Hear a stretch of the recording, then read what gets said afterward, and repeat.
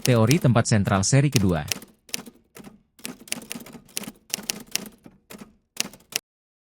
Sekarang kita membahas tentang jangkauan atau range, dan threshold atau ambang. Jangkauan adalah jarak terjauh dari konsumen pasar yang mampu membeli barang atau jasa yang ada di pusat pasar. Jarak ini dipengaruhi oleh biaya transportasi yang harus dikeluarkan oleh konsumen untuk membeli sebuah barang atau jasa. Kemudian, threshold atau ambang adalah jumlah konsumen minimal yang membeli barang atau jasa sehingga penjual tidak merugi. Penjelasannya akan dijabarkan dalam cerita berikut ini. Misalnya seorang penjual telur menjual telur ayam di pusat pasar, dengan harga Rp4.000 per butir telur ayam. Masyarakat menganggarkan Rp20.000 setiap keluarga perharinya untuk membeli telur ayam. Namun, masyarakat juga memperhitungkan biaya transportasi. Biaya transportasinya Rp1.000 per kilometernya. Keluarga berjarak 2 km dari pusat pasar akan memperoleh telur ayam?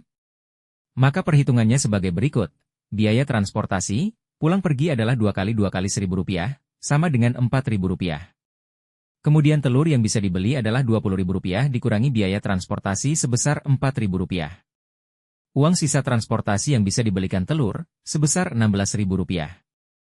Jika harga telur satu butirnya Rp4.000, maka keluarga dengan jarak 2 km akan mampu membeli 4 butir telur ayam.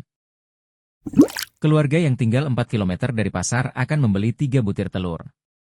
Keluarga yang tinggal 6 km dari pasar masih bisa membeli 2 butir telur. Keluarga yang tinggal 8 km dari pasar hanya bisa membeli 1 butir telur.